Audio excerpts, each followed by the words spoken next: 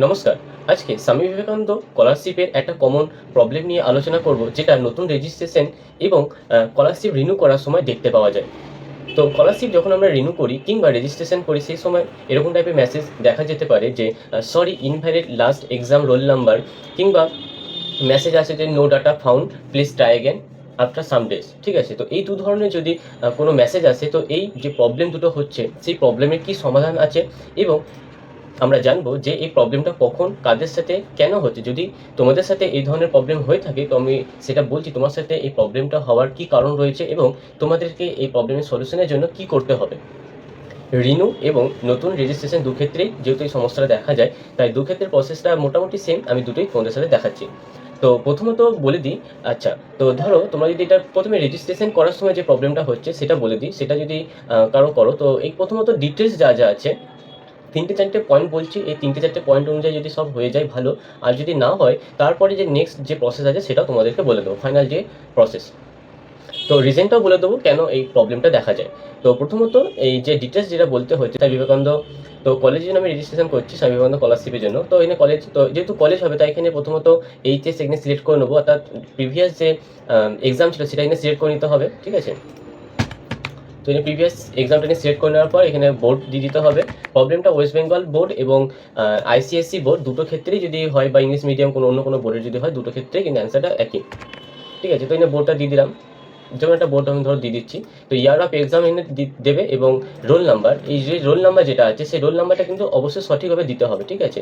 তো রোল নাম্বারটা দেওয়ার যে পদ্ধতিটা, সেটা তোমরা কোনো স্পেস দেবে না, কোনো হাইপেন, কমা বা মাইনাস কমা এসব কিছু দেবে না, ডাইরেক্ট লিখবে। যেমন ধরো কারো যদি রোল নাম্বার হয় H2005, ঠিক আছে, 9024, এরকম টাইপের দিলে, এবার মাঝখানে হয়তো তোমাদের আছে মাইনাস আছে, ঠিক আছে, তো মাইনাস এখানে দিলে না, বা হাইফেন আছে, হাইফেনটাও দেবে, ডাইরেক্ট লিখে দেবে। ঠিক আছে? এইভাবে লিখবে।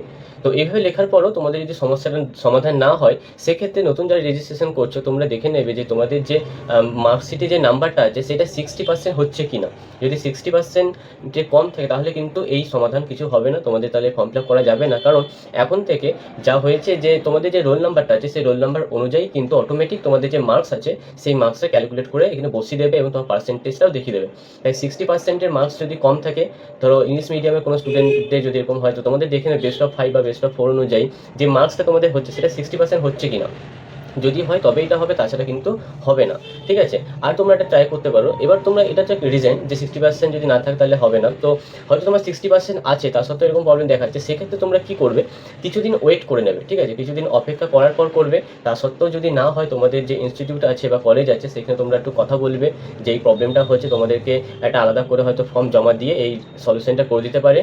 কিংবা তোমরা স্বামী বিবেকানন্দ স্কলারশিপের যে পোর্টাল আছে, এখানে একটা হেল্পলাইন নাম্বার আছে, এই যে হেল্পলাইন নাম্বার যেটা, তোমরা সেই হেল্পলাইন নাম্বারে কল করবে। এই যে হেল্পলাইন নাম্বার যে আছে এই হেল্পলাইন নাম্বারে মেল কিংবা কল করে তোমরা সমাধান করতে পারো। তো ফ্রেশ রেজিস্ট্রেশনের ক্ষেত্রে তোমরা চেষ্টা করবে রোল নাম্বারটা সঠিকভাবে লেখা, পাসিং ইয়ারটা সঠিকভাবে লেখা, তা সত্ত্বেও না হলে ইনস্টিটিউট কিংবা তোমাদের স্বামী বিবেকানন্দ পোর্টালের অফিসিয়াল ওয়েবসাইটে তোমরা এটা যোগাযোগ করবে। আছে এবার রিনিউ প্রসেসটা বলে দিচ্ছি। রিনিউর ক্ষেত্রে যদি এরকম হয়, তো সেক্ষেত্রে আমরা কি সলিউশন থাকবে। তো প্রথমত এখানে যেরকমভাবে আছে সে ফিল আপটা সঠিকভাবে করতে হবে। লাস্ট ইয়ার এক্সামিনেশন যেটা আছে সেটা দিয়ে দেবে। তারপর ইউনিভার্সিটিটা সিলেক্ট করবেন সঠিকভাবে। তারপরে যে রোল নাম্বারের যে অপশনটা থাকে, সেই রোল নাম্বারটা দেওয়ার পরও দেখা যাচ্ছে নিচ্ছে না, রোল নাম্বার রেজিস্ট্রেশন নাম্বার দেওয়ার পরও নিচ্ছে না, সেক্ষেত্রে সবার প্রথমত অপেক্ষা করতে হবে 5 দিন, 10 দিন, 1 সপ্তাহ। কারণ আমি দেখেছি এটা মিনিমাম 10-15 দিন পর কিন্তু ওয়েট করার পর তারা ডকুমেন্ট আসলে ডিটেলসগুলো অনলাইনে আপডেট না থাকার কারণেও সমস্যাটা হয়। তো প্রথমত 10 থেকে 15 দিন কিংবা 20 দিন ওয়েট করে দেখতে হবে যেটা হচ্ছে কিনা, বারবার ট্রাই করবে 2 দিন পর পর পর পর।